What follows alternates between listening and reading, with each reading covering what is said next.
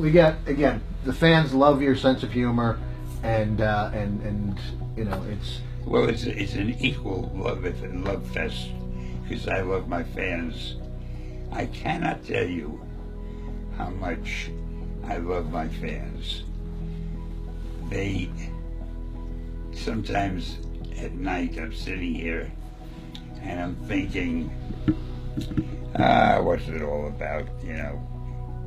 And then I get a letter from a fan, or I read something, or I see something, or I remember something, and I realize it's so lucky to have fans who really care about you.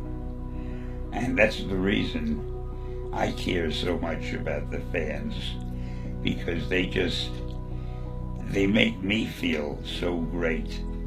And there's something, if you think about it, that is wonderful about somebody caring about you as I care about them, whom you've never met, who may live in another part of the world, but they care, and you have something in common, and occasionally you contact each other. And this business of fans, I think, is terrific, and I love them all.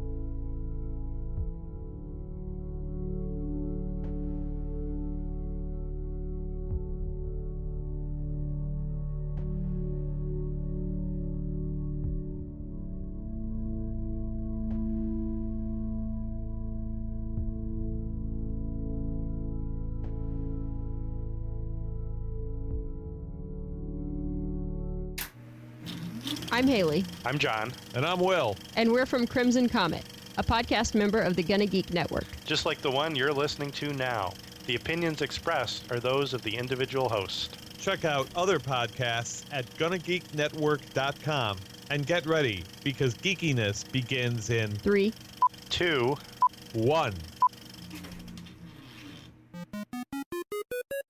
You are listening to Popxcast, where science fiction meets pop culture.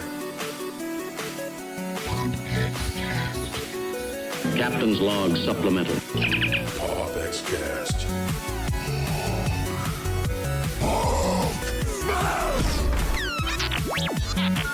Hasta la vista, baby.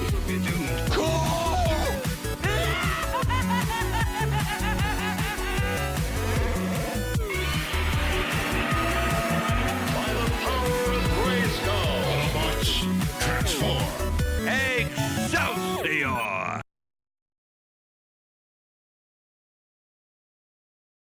Welcome, everyone. This is Popxcast, where science fiction meets pop culture. I'm your host, Joe Burke. Austin Burke in the hizzle. What's up, my baby? What's going on? Joe, it feels so good to be back, man. I'm looking at that Christmas tree behind you. Are we really that close to Christmas? It's beginning to look a lot like Christmas. It's incredible. Everywhere. No, I'm not going to do that. I'm sorry. I like it. And you like that? Up on the housetop. But anyway, man, it is so cool, man. It is the Christmas season here, and thank you guys so much for the awesome comments over on Facebook Live as we went through that little intro there with Stan Lee. I know it was kind of it's a little difficult to watch, but that was his final words before, just 2 days before he passed.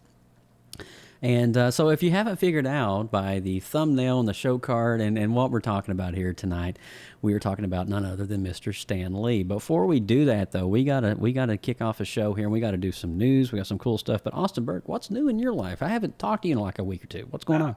Man, I've been so busy as of late. It's the month of work that we like to call Hell Month.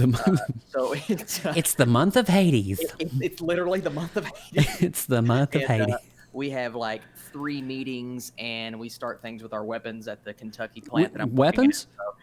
Weapons. We're destroying chemical weapons, and whatever happens, I have to spin it in a positive way because I do public relations. Okay, all right. Well, you've got a little bit of a challenge on you there. It's a challenge, but it's it's fun. But man, it's a show that I never wanted to do. Yeah. But it's a show that I'm looking forward to doing. Nice. Well, have you seen any cool movies lately? Did you go and see Wreck-It Ralph? Man, Ralph Breaks the Internet, awesome. Creed 2, yes. awesome. Creed 2. How was Creed 2? What did you give Creed 2? I want to know. Creed 2, I gave an 8.8, 88%. Nice. One of my favorite movies of the year. A movie called Green Book, I gave a 90%, one of my favorite movies of the year. And Ralph Breaks the Internet, I gave him the low 80s. So all 3, one of the best. Top 80s all the way around, huh? Yeah, 80s and 90s. Fantastic week for me. Oh my God, man! Well, we can only hope that this will transcend over into Aquaman coming up here at the end of the month in December. I have great things for Aquaman. I'm holding my breath. Yes. But before we do that, Austin, you ready to kick off this show? Oh, let's do it, brother. Hey guys, welcome to PopX, where science fiction meets pop culture. I'm your host, Joseph Burke, Central Florida's seasoned comic book nerd and retro enthusiast. Now, we'd like to welcome everyone joining us on live at the popx.live room. You can check that out over on our website. Come hang out with us and join the conversation over on our website, popxcast.com. And I am Austin Burke, the Appalachian Geek at heart. Be sure to head over to Google Play or iTunes after the show. Click that subscribe button. Catch up on some amazing shows from the PopX archive. And while you're there, we would certainly appreciate you guys showing us some love by leaving us a 5-star rating and review. And if you guys missed episode 86, Retro Blasting Returns, Joe, what a great episode. Was that not good? I watched it back. You guys, my God. That was a good episode, bro. For not being there, man. It was fantastic. It was some good stuff. Go check out that episode at our website at popxcast.com for this and other great past shows from PopX's collective archive of geeky goodness. Yes. All right. You ready to dive into some news headlines this week, my friend? Yes. Let's do it. Don't go nowhere. PopX will be right back. We got some geeky news coming for you. 3, 2, 1, roll that bean footage. Extra. Read all about it. This is PopX News, coming to you live right here on PopXcast.com. Yes, indeed. All right, so kicking it off this week, fans of Supergirl were surprised earlier this month when John Cryer was cast as the iconic DC Comics villain Lex Luthor, and in an upcoming storyline, the CW series, with many kind of wondering how the actor, perhaps best known for his comedic roles, would portray the archaic villain of Luthor. Now, according to Kevin Smith, however, fans need not be worried about a funny Lex. I knew that a long time ago, Smith said, when I was working on my episode. They were talking about who would play Lex, and his name was at the top of the list that point, and I know what they're doing with the character, so like it's not humorous. It's a dark turn. Dang. Ooh. Yeah. Ooh. And you know what? This is very, very timely, because we also found out recently from the CW Arrowverse that they're getting ready with the removal of Man of Steel and Henry Cavill. They are getting ready to launch a Superman solo series. So this actor, you're going to be seeing a lot more of him, I have a feeling. I think this is really interesting because I love when these studios or television studios go down the route of, we're going to cast somebody that you don't expect us to cast, yet they still manage to cast somebody with ties to the role because, of course, who did he play in the original Superman movies? I believe it was the nephew of Lex Luthor, I believe. So he has these ties, but you don't expect him to play this really enraged and intense role. But honestly, I know he's got the bald head and he kind of looks like, I think he can pull it off, man. I think this guy has the chops to do something different, which is very interesting to me. And I always love giving actors a shot. So this really excites me for some reason. Yeah, well, it's good to be excited. And I think, you know, I hate to say this, and you're going to agree with me when I do, Austin. Okay. With the lack of the cinematic impact. Yeah. Yep. Yeah. Okay. You know where I'm going already.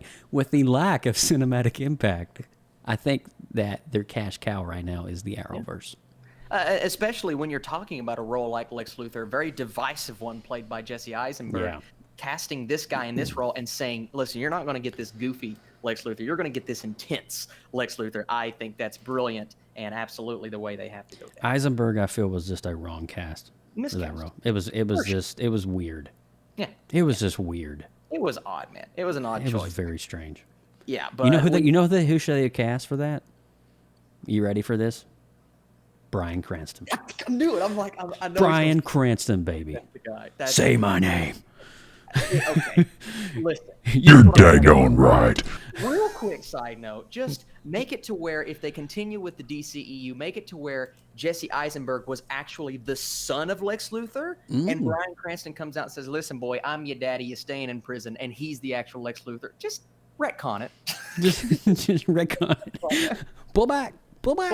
Go on. Speaking of studios retconning God. characters, Sony is continuing to expand its Sony universe of Marvel characters brand in the wake of Venom's massive box office success. My goodness, that movie is making so much money. And the studio has now revealed new release dates in July 10th, 2020 and October 2nd, 2020 for 2 unnamed Marvel movies. The July date is touted as a non-sequel, while the October date is a sequel. It doesn't take a massive leap of deductive logic to deduce that Sony is now planning to release Jared Leto's Morbius movie in July of 2020. Jared Leto. Leto. For October of the same year. If you don't say Jared Leto like that. Dude, you just wrecked me all of a sudden, man. What is wrong with you? Joe, what are your thoughts on these two? Films? Well, all right. So Mr. Leto was actually on Instagram just a few days ago, shaving his iconic beard, and he just said #Morbius, and it says, and so it begins, and so I think he would look good with the pig nose like that. You know? Oh, please, they have to. I want. If that's the worst picture of him. Come here, Spider-Man. Alrighty then. #Morbius face. We're starting it. No, it's Leto face. It's Leto face. Leto face. Joe, I have a question for you though. What do you have for me? It's Byron Marshall Bill here. With he as this character, what is he Joker anymore? Is he just not Joker anymore? I really don't need his laugh anymore in the DCEU. I'm not going to lie. I mean, I don't think he's coming back. I think the most iconic laugh we've ever heard was either Ledger or Nicholson. I mean, his laugh. I don't know, man. I can't get into gangster Joker. I mean, no disrespect to my. Anyway, I'm just going to drop it right there. I can't. It wasn't good. I think, you know what, though? Now that he's working for Marvel, I kind of have a feeling he's probably already jumped ship contractually. Yeah. Yeah, absolutely. Yeah. He's a great actor. He kind of did in the vein of what James Gunn did. And we said earlier, I believe I said this last show, is James Gunn and Jared Leto don't get along. So I don't see Jared Leto playing Joker in his Suicide Squad movie regardless. So him as Morbius, though, that could be cool. All right, well, let's kick this thing back on in here and let's talk about some more stuff. We got some Star Wars stuff. The science featured in Star Wars films has always been more fiction than reality, though the inventive tech on display in the series has sometimes made its way into the real world. Now, while real lightsabers will likely never become a reality, never say never, Disney recently filed a patent that could bring the most convincing replica of the Jedi weapon into the real world that's ever been seen before. What? A report was shared about a patent on the new item, along with blueprints detailing the product's inner workings. The report reads, the new technology exemplified in its patent application is used to build a lightsaber hilt that works like a motorized tape measure. At the press of the button, the tapes will extend to the total length of the hilt itself. The tapes will also have some kind of LED light inside, such that the lightsaber can light up, and similar way that they appear in the major motion pictures. Whoa. All right. No, that's different. You know what? Why don't they just do a holographic thing? I've wondered that they have the technology clearly. Just go to a theme park. I mean, you're not going to be able to, like, you slice through your garage door with this thing. I mean, you're not going to be Qui-Gon Jinn out here. But at the same time, I think you can mimic the visibility and the radiance of the actual light itself. But are they going to be selling this as a toy in the theme parks? That's interesting. Oh, wait a minute. Galaxy's Edge launches next year. Oh, dun, dun, dun. Okay, so that makes a lot of sense. So Star Wars has got some kind of really cool, Disney has created some kind of really cool prop replica here that they're probably going to be releasing when Galaxy Edge launches next year, 2019. Okay. I actually had a glimpse over the gates at Toy Story Land 3 nights ago. How did it in look? The dark. Did it look good? It's all lit up. Dude, they have land speed. They have these giant ships that are full scale that you can just walk into. Oh, come on. I'm sitting there, I'm like, Alex, are you seeing this? Alex is my wife, to those who don't know. I was like, Alex, do you see that land speeder over there? She's like, yeah. I'm like, holy cow, that's beautiful. I can't. Yeah. Mm-hmm. Well, it's our goal to actually get one of the guys here from the Orlando theme park industry on here and kind of elaborate a little bit more about Star Wars Land closer to when it comes out. We have a lot of connections here. PopX is friends with a lot of great theme park bloggers and bloggers, so we're hoping to land one of those and have an exclusive on Galaxy's Edge coming up in the summer or spring. Oh, my heart. Yeah, right. So that would be cool. What do you think about it, though? What do you think about this lightsaber? I want to hear your responses and comments in the Facebook live feed. Yeah, absolutely. And listen, with the lightsaber thing, I just want to look cool. I don't actually want to fight anyone. So if you can replicate it and make it look cool and say like an Instagram picture, I'm okay with that. Yeah, me too. That's all I really wanted. But speaking of really cool things, a week ahead of DC Comics' movie premiere in the United States, Amazon will offer an opportunity to see Aquaman on the big screen. Amazon is reportedly working with theater chains such as Regal Cinemas, Cinepolis, never heard of that, and more for limited Aquaman screenings taking place on December 15th. And tickets will be sold exclusively to Amazon Prime members. The online retailer previously offered similar screenings for Hotel Transylvania 3 and Jumanji: Welcome to the Jungle. Early reactions from Aquaman have started to hit online, and they have been very positive about the first DC Comics movie to follow up Justice League. Some of them praised director James Wan's film for being a fun superhero romp, with one person claiming it's an aquarium crossed with an MMA match. That I can do all day long. I dig that. Joseph, have you gotten your tickets yet? Well, I don't have that prequel thing coming out on Amazon. Although I do have Amazon Prime, thanks to somebody else that's in the other window that's not of us. But anyway, I mean, I don't know. I mean, I may do this. I don't know. I do have a Cinepolis, Cinepolis. Anyway, I have one of those about 10 miles from the house here. Okay. So I have already bought my tickets. That's possible. I could be, but Jason Momoa, I think is going. This is going to be his breakout role for the comic book. We finally get to see him in his full attire and his origin story and everything. And with James Wan behind the helm, I do feel very confident in the portrayal of how that story is going to come out.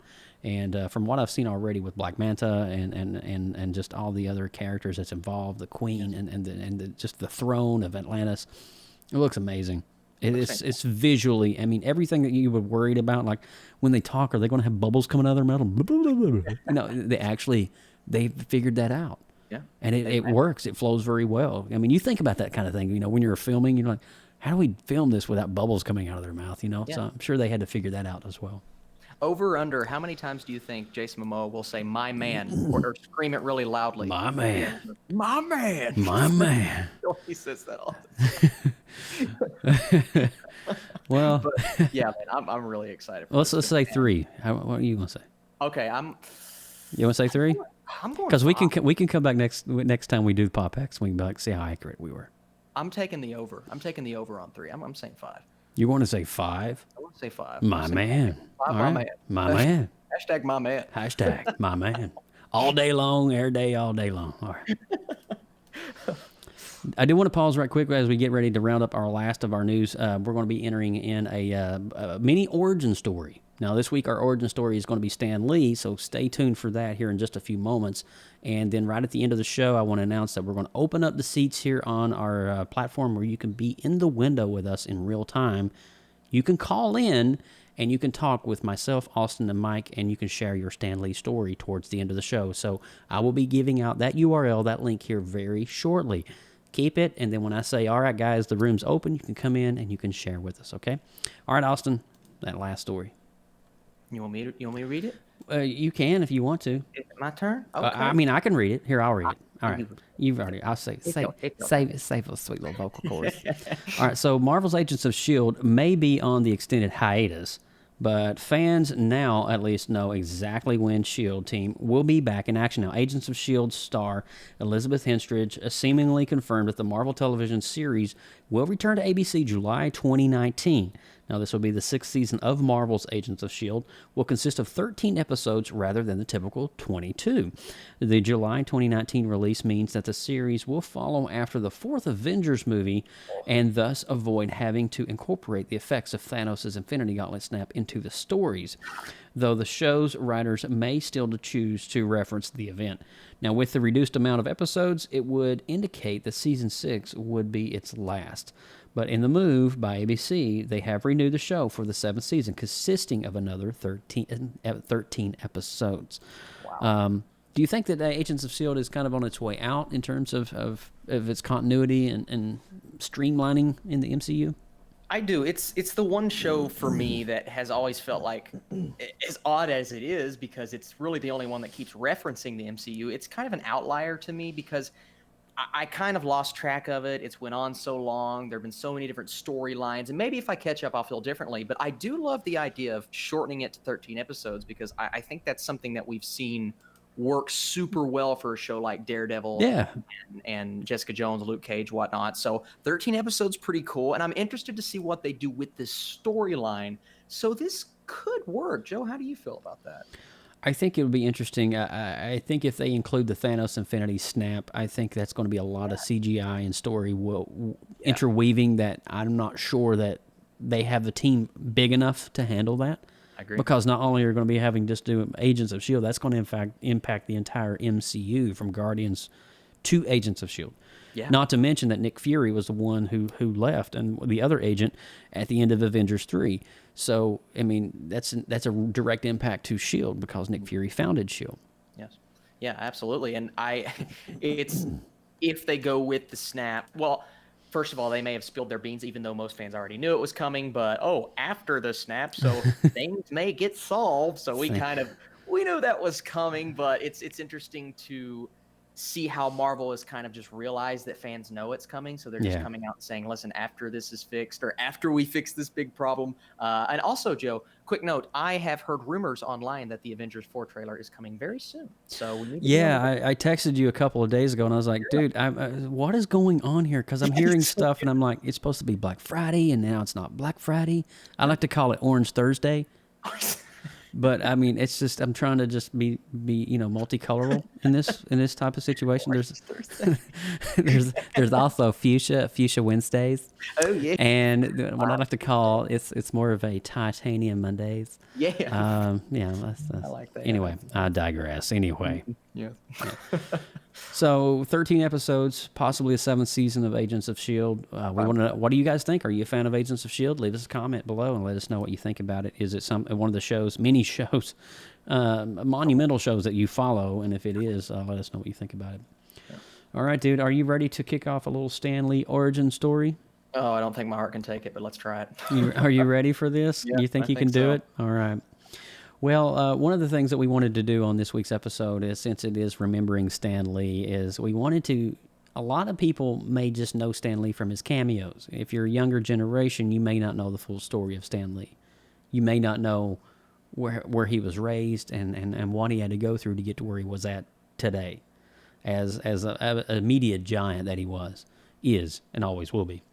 So what we're going to do is we're going to give you, now you may be familiar if you follow PopX's origin stories, sometimes we'll do episodes where we give you the backstories of characters that comes out in the films that's coming out. For example, when we did Venom, we gave you the backstory.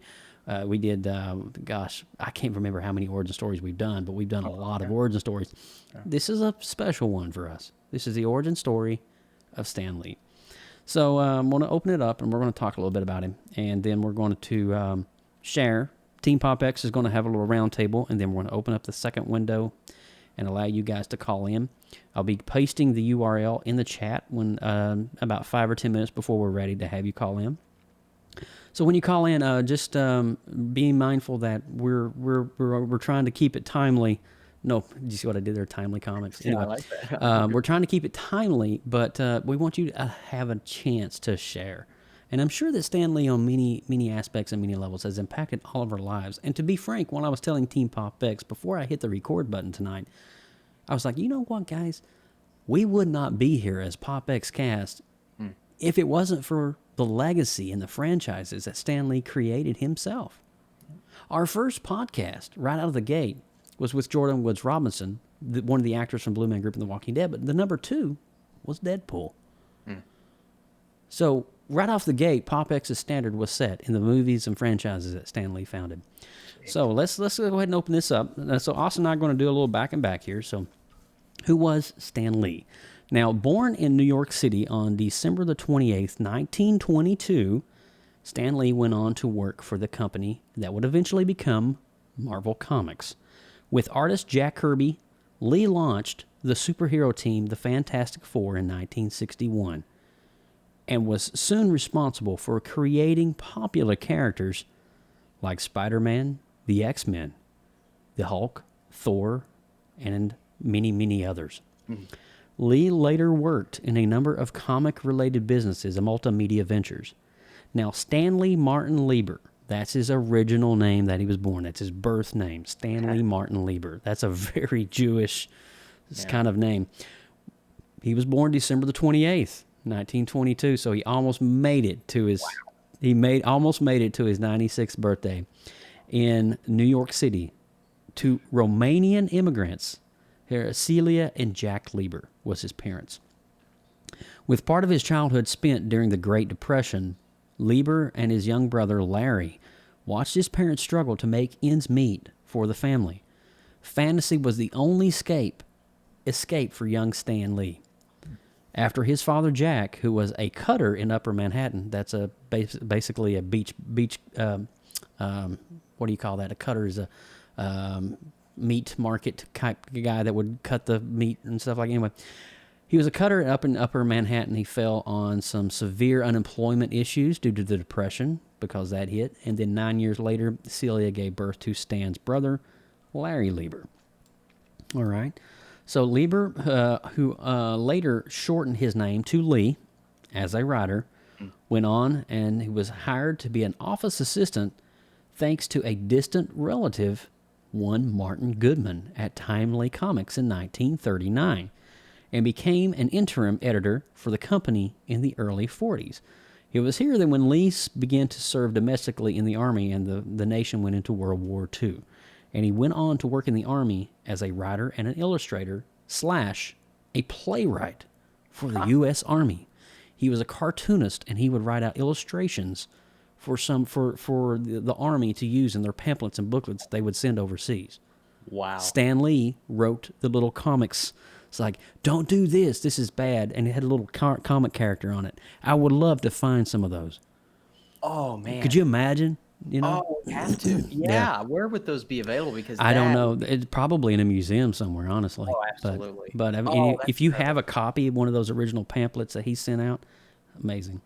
Dude, oh my God. Yeah, that's incredible. So now we get to talk about something that's very close to our hearts, co-creating the Fantastic Four. Mm-hmm. So in the early 60s, Lee was called upon by his boss to create a series for Marvel Comics, which was Timely's new name. That could compete with rival DC Comics hit title Justice League of America. You guys have ever heard of that? Yeah. Citing writing influences like Sir Arthur Conan Doyle and Jules Verne, and following the encouragement of his wife, Joan Lee, did away with some of the usual superhero conventions.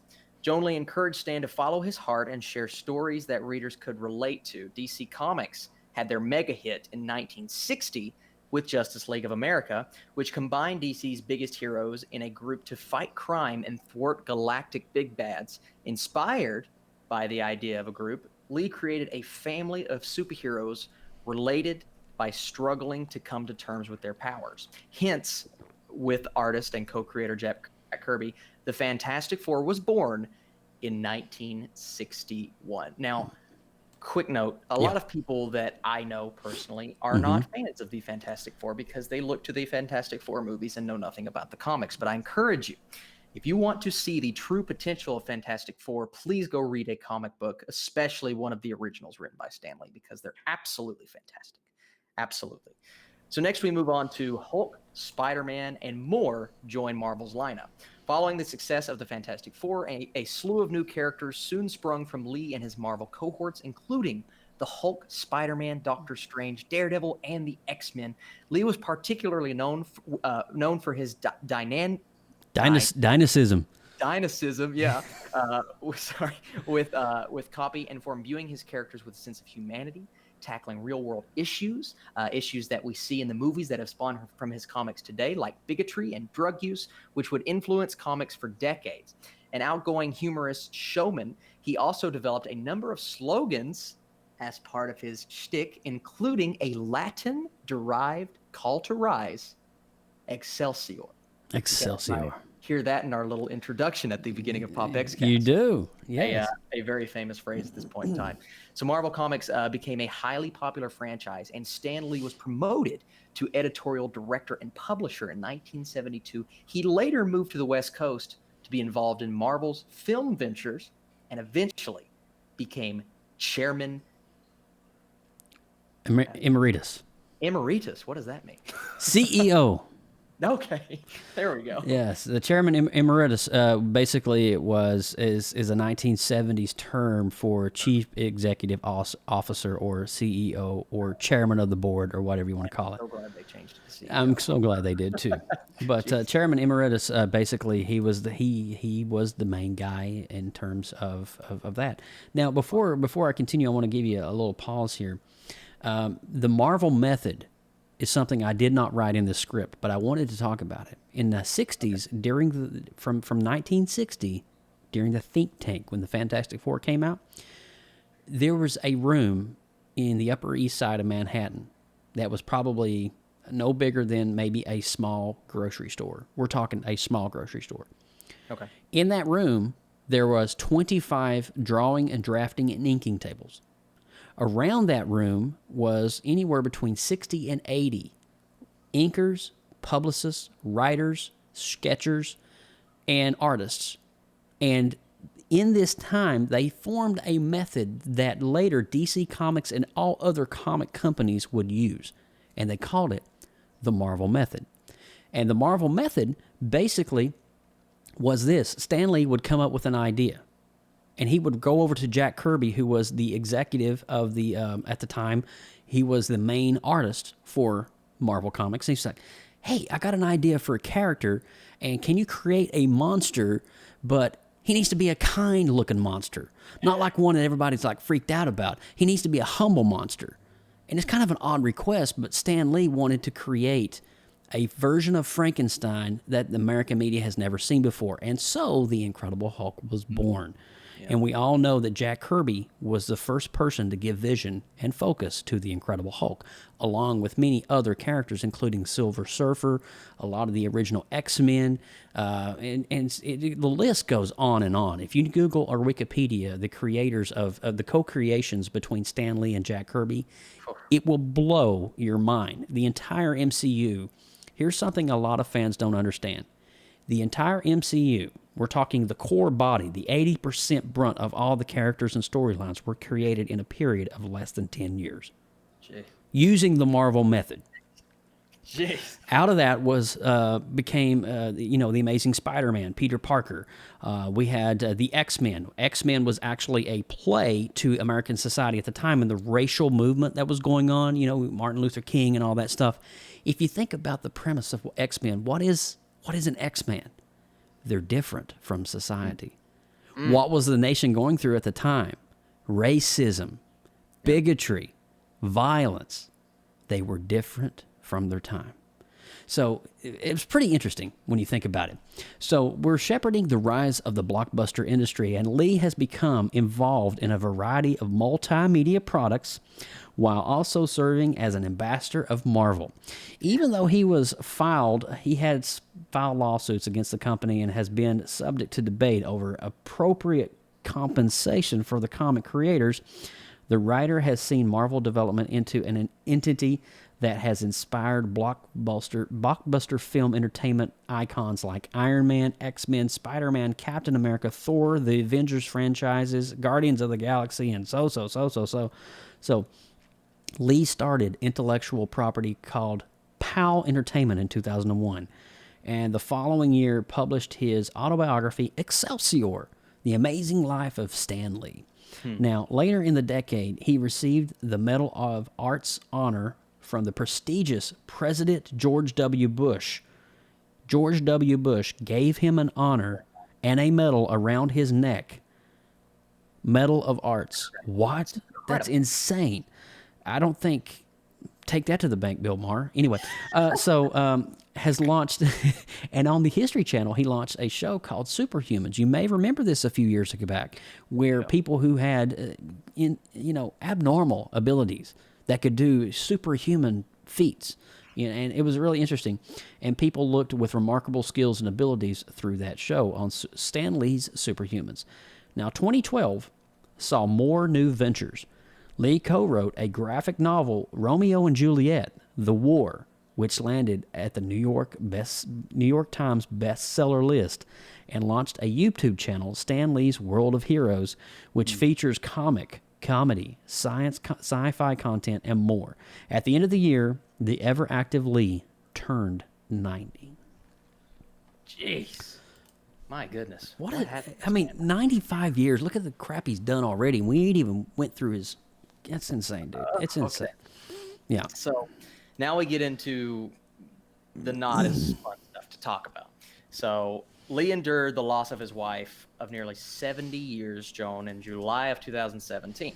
He then gave fans a scare when he checked into the hospital for an irregular heartbeat and shortness of breath the following January. Now, we're talking about a guy who is over 90 years old, so something like this is obviously going to cause a scare.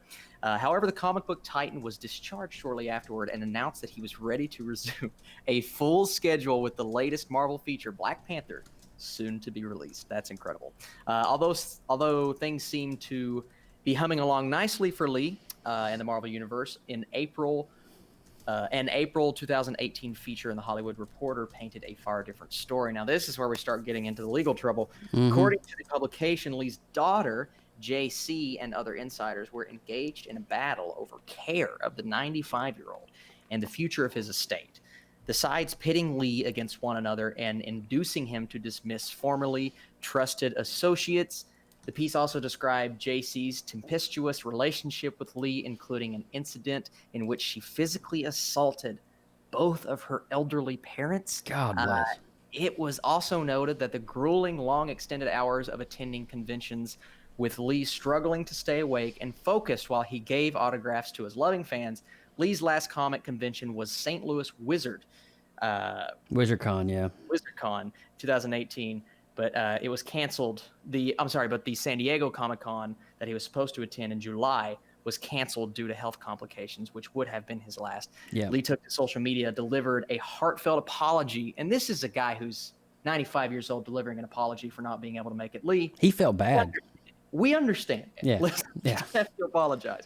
But he had delivered an apology on social media for not being able to attend and stated that he felt sad to let so many of his true believers down. After 95 years, he believed that he let his fans down for not attending one convention. That gives me chills, Austin. How? That gives me chills, man, when you just read that. It's incredible. And Lee, of course, died on November 12th, 2018 in Los Angeles, California. 95 years of age, Joe. A man who was relentless for his fans, would do whatever it took, and was constantly creating. Even in his last months, I am sure he was still creating characters coming out of his brain. Do you know that him and Joan were married almost 70 years? That is remarkable. Dude. Now, how rare is that? You know what? You know what? It goes back to one thing. Stan Lee lived a life of integrity. Oh my God, absolutely. Very few people in our society and culture today can say that they lived a life of integrity. Now, sure, Stan Lee had his ups and downs. Yeah, I'm sure. He had articles written about him. I was one of the things that we didn't cover, and we probably should cover right quick, is the conflict between him and Jack Kirby. Yeah. And now, here's the thing. When people would approach Stan Lee about Marvel Comics, Stan would always say, well, I couldn't do this without the help of my friend Jack Kirby. But the people that wrote the articles was like, well, Stan Lee created everything. He did this, he did that, he did that. Yeah. And it created a rift, and actually Jack Kirby went to DC Comics after a while. Yeah. He did return to Marvel for a while, but he kind of, in 1994, Jack Kirby, he passed away as well. And but Stan and Jack got to reconcile on a radio program about I guess it was 92, 93. And one of the most heartfelt things I've ever heard. You can actually YouTube that. There's even a show, I believe, on Amazon Prime. It's talking about the comics, and I think, if I'm not mistaken, Kevin Smith narrates it. It's talking about the history of comics, and that actual bit of monologue that was recorded from the radio, you can hear Jack and Stan talk back and forth to each other and reconcile their differences live on the air while everybody was listening. Unreal. It was an amazing feat. But I think very few people, what I'm trying to say, very few people in our society and culture today have lived a life, despite the scars, despite the afflictions, despite the press and the bad PR. Stan Lee lived a life of integrity. People like Billy Graham, and just amazing individuals who did amazing things in just the amount of years that they were here. And I think, if I'm not mistaken, Billy Graham was like 95, 96 or something like that, wasn't it? Yeah, around that age. Yeah. So, when did Billy Graham pass again? It was like last year, wasn't it? Last year. Yeah. So it's pretty incredible to me, and I know Mr. Rogers didn't die recently, but we got to see the Mr. Rogers documentary and got to celebrate his life, right? Yeah. Recently, Billy Graham passed. We got to celebrate his life. And now Stan Lee. These are three of... Well, actually, Graham died February this year. Was it this year? This year. These are three of the possibly greatest people to ever live, and we're celebrating their lives in 2018. That, to me, is not great. I mean, I hate to say that they passed away, but it's incredible that we can celebrate these people's lives. And Graham was 99 when he passed. Wow. So wow. So, you think about it. Now, what we're going to do now is we're getting ready to open up the windows. So, guys, I'm going to paste that link over in the chat room right now. So you be getting ready. When you hear me to say, guys, come on in and join us, you're more than welcome to do that. Now, I want you guys to join us whether you're on camera or not. We use a platform called Appear. You can disable your camera if you don't want to be on cam, and just enable your voice. And so if you don't want to be on cam, that's perfectly fine. Now, I do want to give us a moment for just Team PopX to share a couple of things. Austin, how has Stan Lee impacted your life? What hasn't he impacted? No, Stan Lee is the reason. I have many reasons why I love the comic book industry and superheroes and superhero movies. My passion. That's where it really lies, is going to a theater and watching a gigantic superhero action film, regardless of whether I love the movie or not. It's amazing that we get to see these characters that we have grown up with come to life on the big screen, but none of that is possible. My love for film stemmed from my love from comic books, which stemmed from Stan Lee. Everything that has influenced what I do right now that I love, not necessarily my career, but what I hope to be my career one day, comes from Stan Lee. I have never sat back and thought about how one man could impact so many aspects of my life, and it's a man that I never saw losing. As old as he was, I never fathomed what it would feel like to lose Stan Lee, because I think we all knew it was coming, especially when Joan passed away. Yeah. Being together that long, you lose somebody that is that important to you. It's coming quicker than maybe it would have otherwise. But I just didn't think it could happen. The man seemed immortal to me. He really did. And I think it's the fact that he's influenced so many different aspects of all of our lives and PopX and everyone watching. But once it happened, it really gave us a chance to kind of sit back and think about how much this man has done for us, not just for the industry, not just for movies, not just for comic books, but for us as individuals. Wow. And just seeing all of his messages on Twitter and social media and how much he loved his fan, and especially that video of him talking about how much he loves his fans, is maybe something that could influence me more than any comic book or any superhero or any character ever could, seeing his passion. And I think that's what really has influenced me throughout the years, and I didn't even know it. But this gave me the opportunity to look back at that. And for those reasons, I think Stan Lee is maybe one of the most impactful people on my life personally. Gee whiz, dude. That was freaking beautiful. Thank you, man. I didn't want to interrupt a bit of that. I was just sitting here soaking it in, and I go back to those cold winters in December in Kentucky when I would come over and we would wrestle, and I would throw you and your brother Josh down on the bed. But we also had that one thing that we all loved, and that was superheroes. Oh God, yeah. And we always, even though we didn't see each other as much as we wanted to as cousins, I think there's that one thing that always brought us together, and that was comics, superheroes, and films and movies. The shows, man.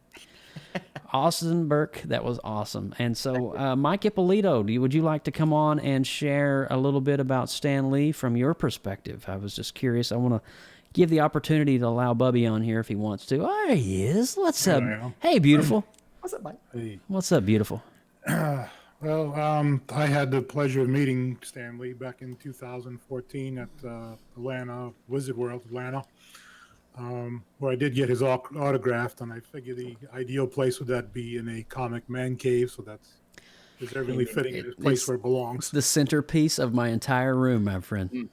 So, and I did attend the panel, and just to see all the people there, like it was like the emotion of the people of when he came out on stage, just to answer people's questions, and it was just unbelievable. Yeah.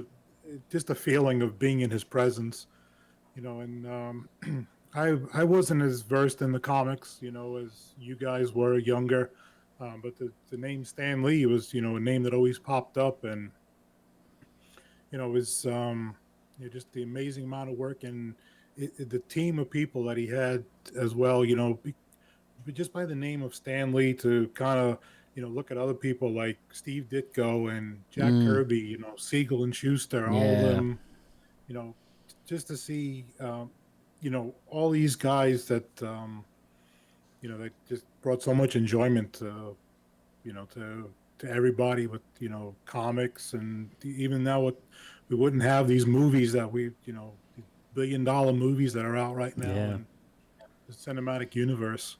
I know, and it's just like, I know when you're down here, Mike, with me, and we get these premieres opening up, and I know you and I are just so anxious to go watch a movie together and see it. And even Austin and I had a chance to go see Ant-Man and the Wasp. Remember that, buddy? Well, no, what was it? What was it? Avengers, Infinity War. Yeah. We went and saw it at IMAX together, and so experiences. That was a highlight of the trip with you and me when you came down to Orlando in May. That was amazing. And we saw something that Stan Lee created together. That's amazing, man. That was incredible. Mike, that was awesome, bro. And you're right. Ditko is another name that we should have probably give a lot of props. And Buscema, John Buscema.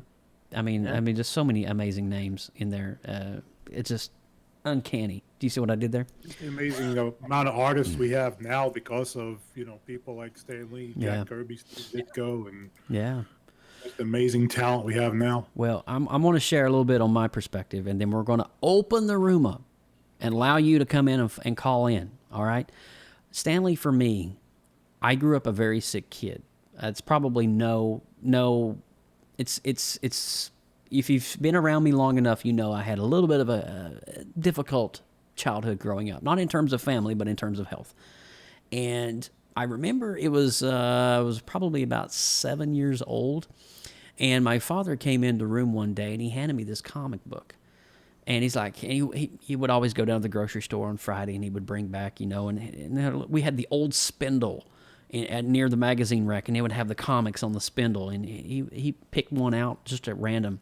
At the time, I was watching Lou Ferrigno, the Incredible Hulk, on television, and that's one of the reasons why Stan Lee went to Los Angeles, There's Lou right there. When Stan Lee moved out to L.A., he opened up an opportunity for the comics to make its way to film, and the Spider-Man one was another series that had a short run, but The Incredible Hulk with Lou Ferrigno and Bill Bixby by far was a huge mega hit on television back in the day. And it was just, he handed it to him. His Incredible Hulk 334, The Return of the Gray-Skinned Goliath was the name of it. And I'm reading this, and I'm looking at it, and I'm like, who's Stan Lee? Who's Peter David? Who are these people? You know, and I'm reading the story about this nerdy guy. And when he gets really stressed out and he just can't take it, his body metamorphosizes into this creature that nobody around him understands, and he has a hard time trying to communicate with everybody. Kind of felt like me a little bit. And in daggone it, Joe. And that, I'm sorry. So reading these comic book pages created something within me, and I became an artist because of Stan Lee. I taught myself how to draw. I remember I was at a Kmart store as a 9-year-old kid, and at the magazine rack there was this How to Draw the Marvel Way with Jack Kirby and Stan Lee. At the time, it was a $20 book in the 80s. That's a lot of money for a book. And I remember saving my money up and going to the I would go to like flea markets and sell stuff and try to get enough money because I was a kid. I had enough money to buy this book, and I bought this book, and I taught myself how to draw using the very exact same methods that Jack Kirby uses, that John Buscema and Steve Ditko uses. And I became a comic book artist because of that. And from that, Stan Lee created this franchise, and I am a product of, there it is, How to Draw. That's exactly the book I have. Look at that, John Buscema. Yep. Oh, my God. Wow. That is crazy. I still have a copy of that book. Mind you, it's very tattered and worn, but I hold it very dear to my heart because this book taught me how to draw. Stan Lee created something in me that gave me identity and purpose. I don't talk much on PopX about my faith. I don't talk much about that. But again, that's part of my identity and purpose is being able to draw and connect with heroes in a way that brings out, it allows the underdog to be the hero. And I love a story where the underdog becomes the triumphant warrior. Yeah. And for the sick kid that's growing up in the hospital bed or, hooked up to IV infusions or whatever, I wanted to break free of that prison.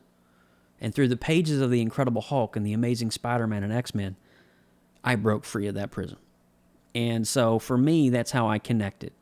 Very early on, at a very early age, Stan Lee impacted my life and created a trend and a mark on my life that will literally define who I am today as a person and as a creative.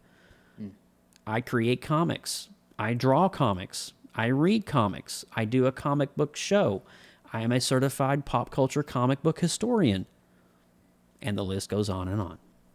So with that said, I'm going to open up the room, and I'm going to allow you guys to come in and watch us. And I'm going to unlock the room as we speak. So here's the link in the chat room. Now, if you're watching on any other source, it is www.appear.in/POPXcast. So appear.in/PopXcast. Now, join us right now if you want to, and come on in here and join us live here with Team PopX, and you can share your Stan Lee story in the last remaining moments of today's show. Now, while we wait for somebody to call, so everything that we've talked about today, Austin, what has been some nuggets that you're going to kind of maybe take away with you after tonight's episode? Well, like I said earlier, I think it's just incredible to realize the scope of what he has done. We were reading about it, and this was just before he was 90 years old, all of these things that he had accomplished. And from 90 to 95, he continued to press on and go to these events. And a lot of people will know him from the cameos in the Marvel movies and the cameo from Mallrats. Like those style of what he did for film and the industry in general, but I think some of those nuggets that we learned after that age and what he did other than what he did in his movie roles, just embracing the fans like he did, I think is pretty incredible. And I'm loving the shirt. I'm loving the shirt that my buddy Bobby Stamps has on right now. Look at this shirt. We got Cap, Hulk, Spidey. We got, who is that? Thor, and is that Jean Grey? Oh, it's Black Widow. Never mind. Look at you, Iron Man, Hawkeye, Thanos. Oh, my God. Appropriate. So, Bobby, how has Stan Lee impacted your life and your world, my friend? Well, I actually scored this at Old Navy for like $4. So I made one.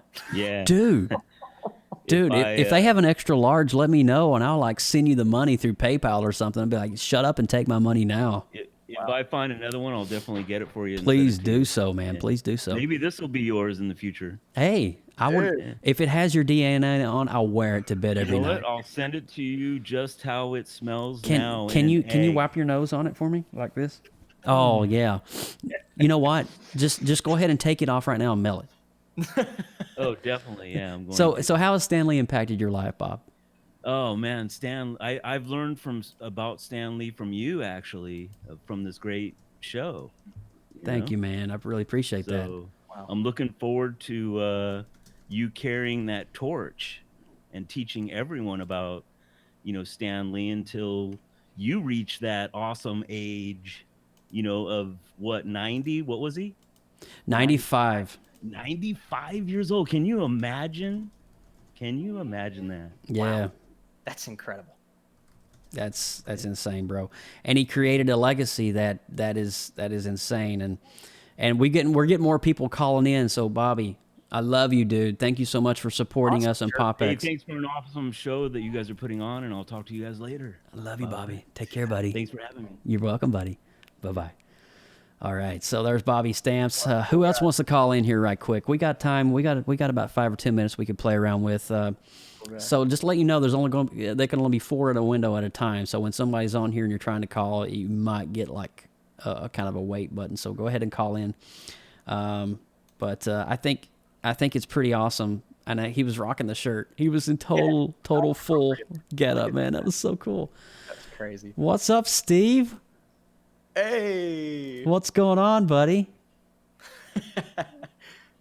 All right, are you going to speak? I can't hear you, man. Steve's muted. Yeah, I don't know what's going on here. There is an icon up top that says Cam Mic. Make sure your audio's set on that one. I see him. I know he's there. Yeah, he's here. He's here. But maybe when he gets it out, I'm gonna bump you out, Steve. So when you get it kicked, maybe come back and try it again. Somebody else want to call in right quick? Steve's going to figure out his audio, and I know that we're live. That's what happens on live things. I love what he said about the torch passing, Joe. What if that is your role? I mean, what if PopX can really carry, maybe not all of, but some of what Stan Lee, the legacy that he left. We can continue to tell people about comic books and allow them to realize how important it is. So I loved what he said there. I thought that was really important. Hey, what's up, Marley? What's going on, buddy? Hey, can you guys hear me? Yeah, man, you're coming in loud and clear, man. Welcome to PopXcast. Thank you. First of all, I want to thank both of you. I love coming in every weekend. That is awesome, man. That is awesome. We got you, bro. Team PopX in the hizzle. So, Marley, how has Stan Lee impacted your life?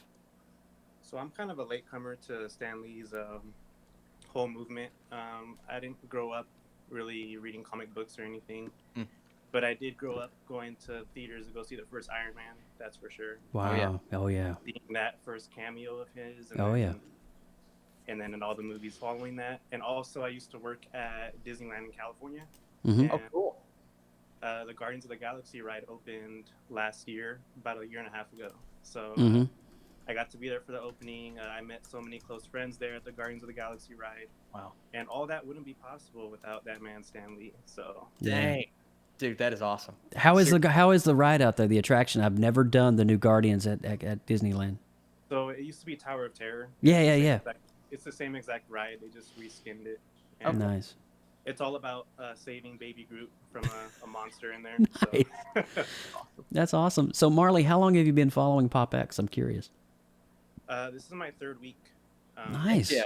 Nice, man. How did you find out about us? I did find out through Austin's channel. Austin Burke, the Burkinator in the. I've seen Marley's comments, Oh, man. I'm a big fan of yours as well, man. I appreciate it. Well, this is awesome, man. You know, I'm related to this guy right down here, right? Yes. Yeah. But Marley, thank you so much for sharing, man. I'm going to go ahead and bump you. Hey, thank you so much for being such a faithful viewer and subscriber to PopX. We really appreciate it. Thank you, man. Yeah, I appreciate you both. All right, dude. Take care, dude. Bye.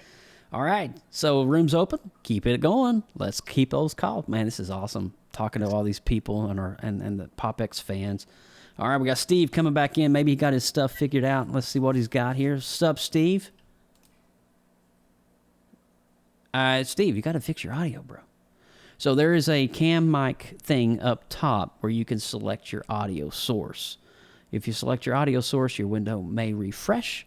If not, you can also download the appear.in app on your phone and mobile device, and you can call in directly through that as well. And Steve. Hello? Hi, Steve. Hey, Steve. All right, Wow. Steve. That took long enough. I know. All right, so Steve, how has Stan Lee impacted your life? Pretty much like the whole span. Well, not the whole span, but I wasn't a huge collector of comics. I liked certain kinds, like X-Men and stuff like that. Nice. But it took me to a different place because I wasn't in a very good place when I was a kid. So it kind of, I don't know, alleviated some of the nonsense that was going on. And then when I got older and they started making the Marvel movies and stuff, it just brought me back to how cool that was to, I don't know, just to like experience the movies and like the movies that were in my head when I was reading the comics, kind of the same thing. That's awesome, dude. What was your like your first I guess entity that you fell in love with? Was it Spider-Man or X-Men or Captain America? What was your first thing that you was like, oh man, I love this? Probably the X-Men. I really got drawn to it. Yeah. It's a great one. Did you like the cartoon in the 90s, early 90s? I've seen a couple of them. Yeah, I thought they were cool, but the movie's much better. Oh, yeah. So are you a fan of Hugh Jackman's Wolverine and all that? Yeah, I'm okay with it. Yeah, the vagueness prevails. I'll just leave it at that. All right. Well, dude, thanks for sharing. I appreciate that. Hey, man, thanks for being a loyal viewer for PopXcast. That's awesome. No problem. I love you, man. I love you guys. I love you too. Take care, sweetheart. All right, we got time for a couple more here. If anybody else wants to call in, now is definitely the time. So go ahead and call in. And man, this is so cool. I don't. Half of our viewership. It's so interesting seeing them in real life, and this is so cool. We should do this more often, actually. Yeah, this has been great. And just hearing how people got attached to Stan Lee, whether it's through the first Iron Man or the X-Men or just the comics. I mean, it's cool where every different person comes from. So Yeah. Nice. What's up, dude? What's going on? Zachary Blum, ladies and gentlemen, in the house. I do see that there's other people calling in, so please be patient. It's one at a time, unfortunately. So Zachary, how has Stan Lee impacted your life? You know, Stan Lee, whether it be from Iron Man to Captain America to Captain Marvel, all the way over to X-Men, which is the other side, not Disney. He has created a legacy of characters which are very memorable for a lot of people. It resonates with you, with Austin, you know, the whole PopXcast team. Yeah. With me, especially being a YouTuber and going to Disneyland, seeing the Guardians ride, it's like there's only a few men responsible for that, but there's one important guy named Stan Lee that we know for creating those characters. Indeed. Absolutely. Indeed. God, great way. What was the first time you saw Stan Lee? When was it a cameo? Was it a show or a con, or what was it? So for me, my dad actually introduced me to the Marvel Universe. He was like, "Here's the comic book, read it," and I was. Your like, dad okay, introduced you. Yeah, It was your. guy, you know. Yeah, I've met your father. He's a really rad dude, by the way. I agree. Yeah. So he hands me the comic book. It's Captain America. I'm like, Captain okay, America. It's an old book. It's from like the 60s or 70s. I'm like, I'm gonna read it, whatever. I read it and I immediately fall in love. Then I watched the first Captain America, the first Avenger, and I'm like, great, this is awesome. And then there's a cameo, and I'm like, wait, who's that dude? My dad's like, yeah, that's Stan Lee. Oh, there we go. That dude, he's got some class. Yeah, indeed, indeed. The way he interacts with fans, or talking at panels at Comic-Con when he had the time to. He was just an open person who was very cool to every fan of the Marvel Cinematic Universe or the Marvel comic book universe. Mm-hmm. So, I mean, for me, he resonates deeply. Nice. Again, it's the Guardians ride. It's everything out here at SoCal that we have at Disneyland in comic books. So, I mean, Stan Lee for me is very important. He's actually a little bit higher than with the Star Wars scale, because everyone in the Star Wars universe is still alive except for, unfortunately, Carrie Fisher. So is Stan Lee overpowering the power of George Lucas at this point? Wow. Oh, and I know for you, is because you're a big Star Wars geek. You're like an uber Star Wars nerd, and I'm like, that's kind of like shocking for me to hear, because I mean, you've got so many amazing collectibles in your collection. Right. And yeah. Well, I mean, it's cool. I mean, Stan Lee is a cool dude. Yeah. Yeah. Wow. I mean, Star Wars and Marvel are two different things, but you can't deny the fact that Marvel is arguably as big or just as big as the Star Wars universe. Yeah, and they got their start in 1939. I'm just saying. Yeah. But Yes, well, sir. listen, man, we got a couple more that we're going to pass on. Zach, thanks so much for calling in, dude, and thank you for your patience. And I know the line is crazy right now, but thanks so much, man. All right, keep it awesome, dude. Stay blue, my friend. Will do. All right, bye-bye. Bye. All right, got a couple more. Come on in, call in if you want to. It's just crazy. I'm seeing it over on the right-hand side. There's like so many people trying to get in here. It's kind of cool. That's awesome, man. I've never opened the floodgates like this before, so it's interesting to hear everybody's perspective on how, and for Zach to say that he kind of feels that Marvel is a little bit, and I know him, he's a huge Star Wars nut. And that's a big deal.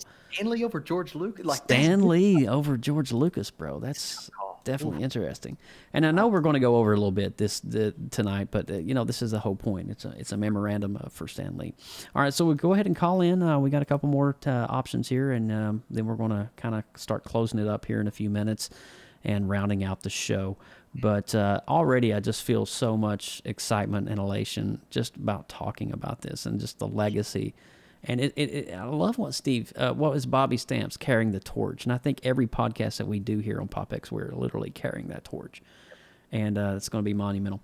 All right, anybody else? We got last call for the call-ins, and then we're going to wrap it up. We're going to give you just a few more seconds here to see if you want to call in. And but we got a seat open. If you want to hop in, you're more than welcome to. And we're going to wrap this up here tonight on the Remembering Stan Lee. So I'm going to post a link one more time in the PopX chat room, and you guys can join us. So some pretty cool takeaways tonight. And I'm seeing everybody's journey, everybody's inspirations early as a child, and that childhood spark has created something in all of us, whether we're, now I'm going to be close to 40.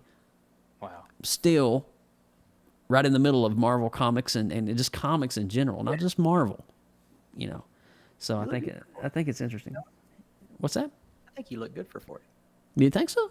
You look good, man. Oh, I mean, wow, we're really going off topic tonight, aren't we? All right.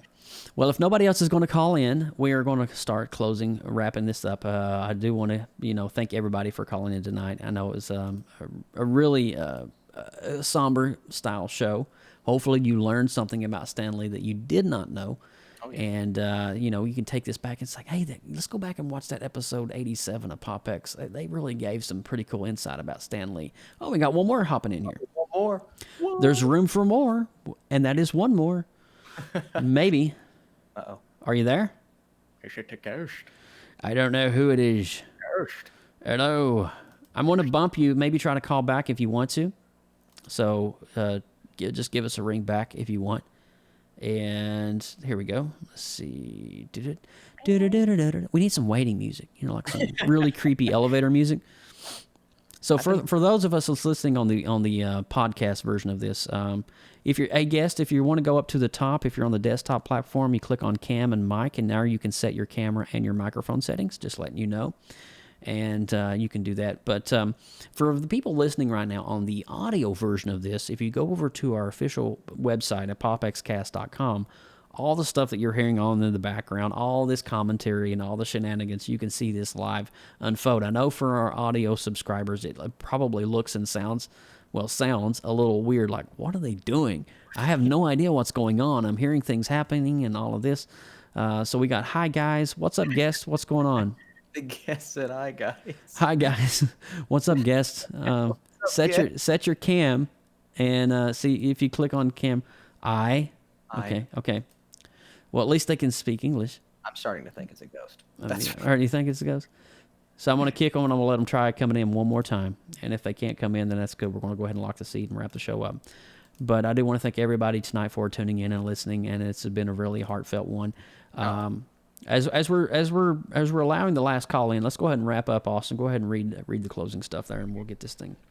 All right, man. As much as I hate to wrap this show up because it's been such a good one, I am Austin Burke at the Burkinator. You guys can search and find me online. I'm on YouTube, always doing movie reviews and talking about pop culture related things and always referencing Stanley in some way, shape, or form. But we are part of an amazing network called the Gonna Geek Network. For all things even more geeky, head over to GonnaGeek.com and check out some amazing podcasts on our home network. And you guys can connect with us on social media. Find us at Facebook, Instagram, Tumblr, Twitter, and Pinterest, all at PopXcast. And you can send comments and suggestions to us via email at popxcast@gmail.com. And for future and past shows, visit our official website, www.popxcast.com, for everything PopX. And I also want to thank Joseph for putting on this incredible show, man. This was your idea. What an awesome idea. And I know it's, like you said, a somber episode, but I think it's one that was really needed. And I definitely needed it. So I appreciate it, man, and great job. Well, it's not done yet. We're not done. We're not done yet. I have the final word, and you know what that's about. Oh, yeah. So I do want to say I'm Joseph Burke, a.k.a. at Joseph Burke Arts. That's JOSEPHBURKEARTS, all over the web, and you can find me there. I'm also over on Instagram. I post quite a bit and some photography work there. And so that's pretty much it for this episode of PopXcast. Now, I want to invite everybody to join us next time as we do. December the 16th. What comes out a couple of days before that? Spider-Man, Into the Spider-Verse. So we're going to be doing it. We're going to be doing a double show. It's a double date with PopX. So we're going to be doing on December the 16th. It'll be our next one. It'll be episode 88, and it'll be a PopX Christmas Into the Spider-Verse. That is cool. Right. So we're going to be doing that. So that'll be on the 16th, and we may try to squeeze in one more show for the year, and that'll be. We're getting close to 100, bro. We're getting close to 100. I'm telling you, it's getting crazy. All right. So before we go. Before we go, I'm going to lock the room now. So you officially can't get in here anymore. I do apologize. So I'm going to go ahead and lock this. Concerning Bill Maher, I have a few things I need to say before we close our stream. Please do, sir. Before we close the stream, Bill Maher went to his amazing little, whatever you want to call it, blog website of BillMaher.com, whatever the heck it is, and basically began jumping on the backs of everybody in an industry and a franchise in which he knows absolutely nothing about. If you've been any kind of person that refreshes and searches Twitter, Instagram, Facebook, even Bloomberg and some of these other places like the Hollywood Reporter, TMZ have reported on Bill Maher's amazing, unamazing, stupid remarks concerning Stan Lee.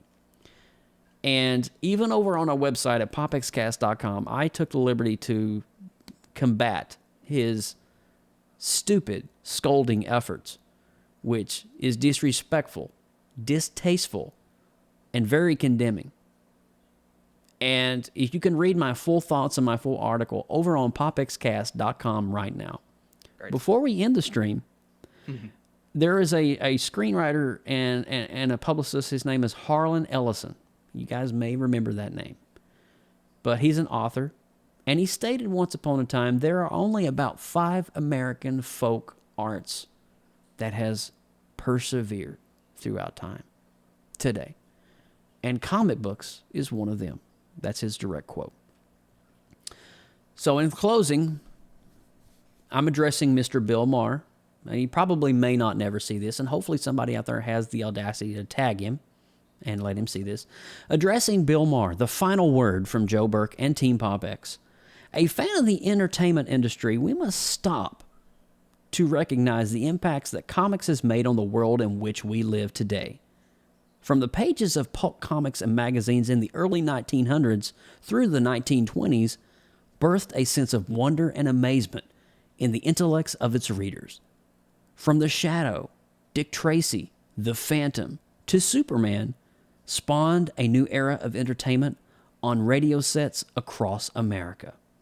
Children and families of all walks of life tune in weekly, sometimes nightly, to hear tales of triumph and terror on the airwaves. Comics, you see, has been at the forefront of American pop culture, conceived in tiny little cubicles in the forefront apartments of New York City, while decades later creating an entertainment industry unlike the world has ever seen.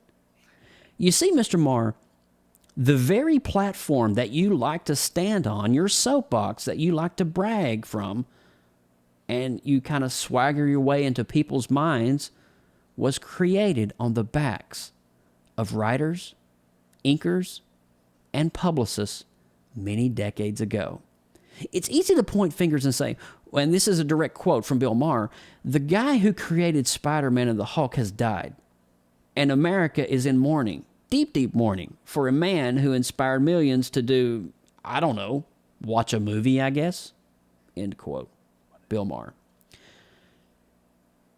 He said that in his scolding blog post, which I'm not even going to link to his blog post, but you can find it through Google. If you're smart enough to get on here, you can find Google. Yeah. He said that immediately after Stan Lee's passing. And I will say this. Comics and the entertainment industry has always been hand in hand. What's written becomes inspired to make films and or even television short stories. And I'm pretty sure, Bill Maher, if you're listening to this, you've watched a few films that you didn't even know that actually were rooted in comic origin. So I say this in closing. The very occupation in which you hold so dear, the very livelihood that you've created for yourself, was founded on the backs of immigrants, mostly Jewish and Romanian settlers, who founded the publishing industry many years ago, and thus paved the way to your glorious HBO job that you hold so dear. In the words of Stan Lee, Excelsior. So, there you go. That is my thoughts on Bill Maher, and I am not going to address it any further. So, will we be back on December the 16th, 2018 for PopX Christmas Into the Spider-Verse? Austin Burke, you have any closing remarks before we head out? What a fantastic show. What a great statement. Bill Maher, you can shave your head and stick it in the toilet. And I hope you guys have a great next few weeks, and I can't wait to see you on the next episode. All right. PopX out. Stay tuned. Just when you think it's over, there might be more at the end. Just saying. Actually, there will be more at the end. There will be more at the end.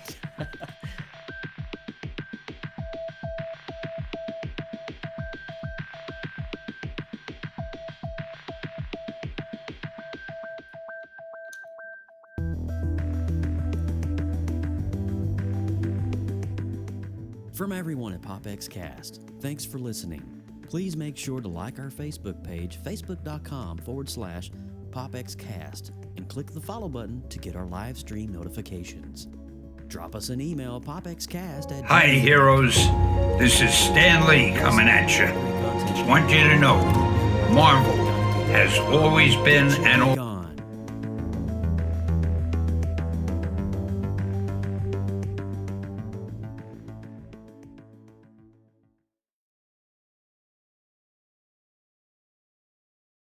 This is Stan Lee coming at you. Just want you to know, Marvel has always been and always will be a reflection of the world right outside our window. That world may change and evolve, but the one thing that will never change is the way we tell our stories of heroism. Those stories have room for everyone, regardless of their race, gender, religion, or color of their skin. The only things we don't have room for are hatred, intolerance, and bigotry. That man next to you, he's your brother. That woman over there, she's your sister. And that kid walking by, hey, who knows? He may have the proportionate strength of a spider. We're all part of one big family, the human family, and we all come together in the body of Marvel. And you're part of that family. You're part of the Marvel universe that moves ever upward and onward to greater glory. In other words, Excelsior!